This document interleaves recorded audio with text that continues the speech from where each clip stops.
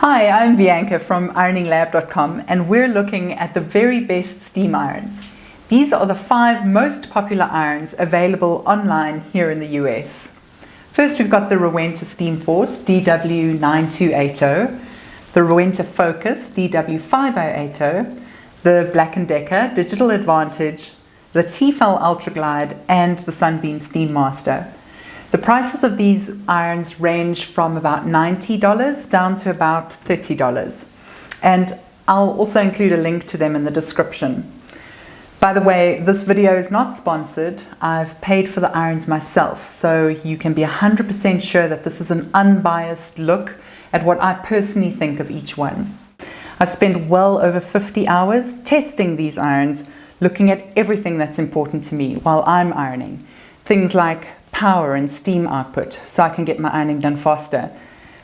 Comfort and ease of use, so I don't get tired while using them. Checking whether or not they leak and are they even worth the money. Each of these irons are meant to be used here in the US or Canada, but I'm also going to include a link to the non-US version of the irons for residents in countries like the UK or Australia or anywhere in Europe who use a different power grid. And if any of this sounds confusing, don't worry. I've put a breakdown on my website with the key differences side by side with everything you'll need to know before you buy. I'll also include links to the right version of the irons, and I'll keep them pointed to the best prices if there are any coupons or special offers that become available. You can just go to ironinglab.com to check out any of these differences before you make your final decision. And if this helps, please give it a thumbs up and comment which one you like the most. Right, let's start. My first choice is the Rowenta Steam Force, the DW9280. It's the most powerful of all the irons I've tested at 1,800 watts. I say power, but what I'm actually talking about here is speed. A higher wattage helps the iron switch on much faster, but it also helps it reach the desired temperature much faster. So if you're ironing different materials, this will help a lot. Also, because of the auto shut-off, anytime you don't use an iron for a few minutes, it switches off, and this can interrupt your ironing session. But a powerful iron like this one heats back up to the right temperature much faster. It's also got the highest steam output, 210 grams per minute, which is more than double any of these others. It actually puts out as much steam as some of the steam generator irons, which are those big irons with a separate water tank on the side. And that's because it's got its own steam generator actually built in. So basically what it comes down to is the higher the steam output, the quicker you get done with your ironing. And because the steam penetrates the fabric, it actually removes creases and wrinkles so much faster. And another thing with this iron, it has a smart movement sensor that switches off the steam when you stop moving the iron, so it saves water. And just the overall quality and feel of both these Rowentas is far beyond these others. These two are German made, whereas these 3 are all made in China. It just feels smooth and velvety. All the buttons are also really responsive and precise. And what I mean by this is when you adjust the settings, you know it's working as opposed to the dial feeling a little loose, and you know exactly what temperature you're on. It just feels like a really solid product. Both Rowentas actually have a heavier weight than any of the cheaper irons, but this downward pressure actually helps while you're ironing because it pushes down the iron and saves your arm from getting tired. I also love that this large display on the side tells you exactly which temperature you're on for the specific fabric you're working with. So you don't have to worry or be unsure that the heat setting you're on is incorrect. Like at a glance, you know you're on the perfect setting. It's super easy and super comfortable. And this is really important because it will make large piles of ironing feel like a lot less work. Another cool and unique feature of the Rowenta is the design of the stainless steel sole plate. Firstly, it glides really beautifully, and it also has these 400 steam holes, which is way more than these 3 irons. It helps spread the steam just a lot more evenly over whatever surface you're ironing. I also like the precision tip, which helps to get around buttons and collars or just to flatten seams. What's also really nice about the Rowentas, both of these, is that they use tap water. I still dilute my water 50-50 with distilled water, but that's because I live in a hard water area and you get a lot of limescale buildup. And I'll include a map to hard water areas on the website if you're unsure what water to use. The Rowenta holds 12 ounces of water, which is the most of all the irons. And it's also the easiest iron to fill without spilling. What else? Leaking. The Rowentas both performed really well when it came to the leak test. Even with full tanks and a lot of moving around, there were no issues. Next, we should cover price.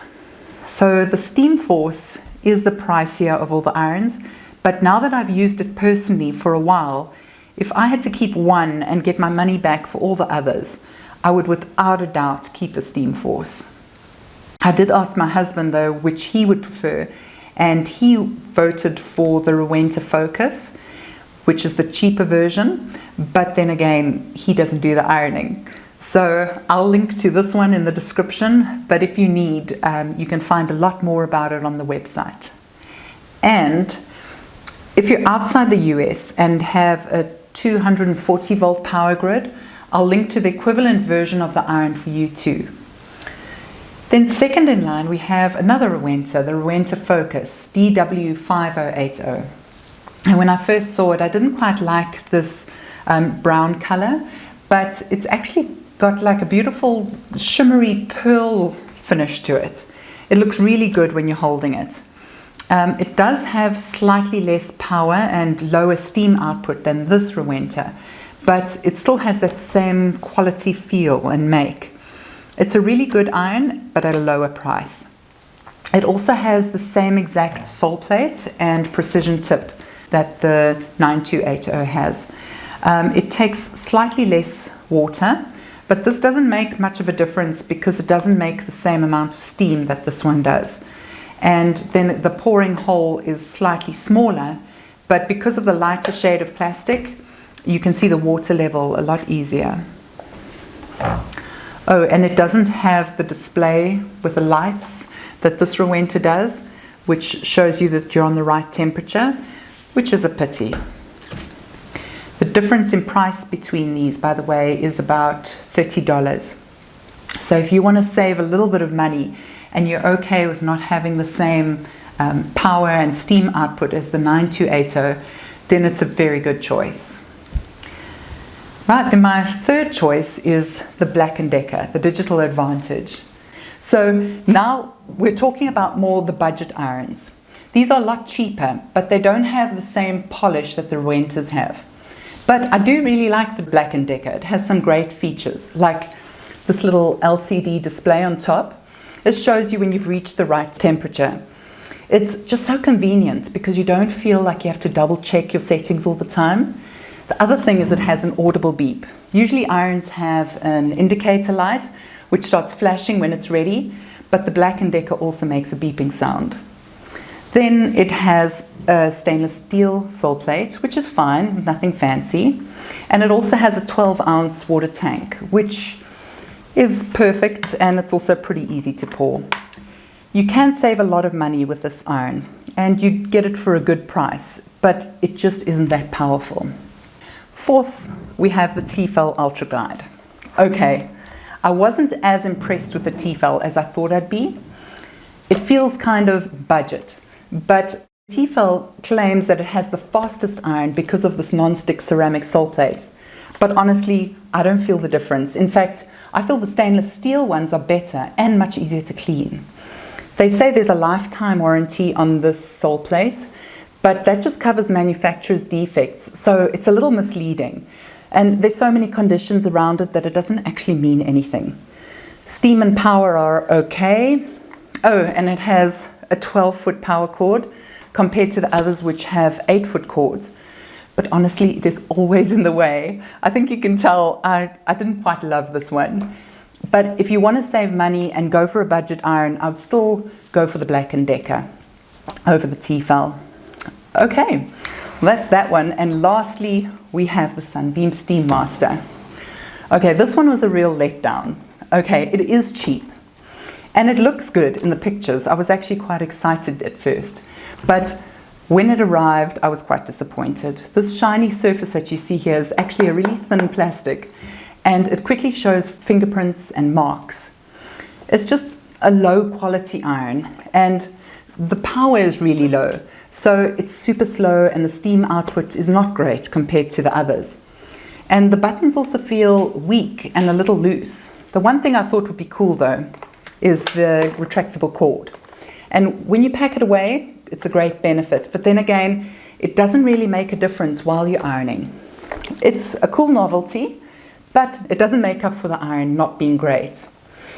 Oh, and then there's no audible or visual indicators that let you know when the temperature's ready. I personally wouldn't recommend this iron to anyone, especially if you can get so much more for just a little bit more money.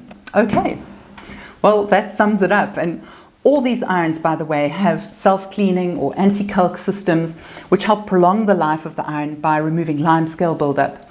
And there are loads of other features I didn't want to put in this video, otherwise it would have just been way too long.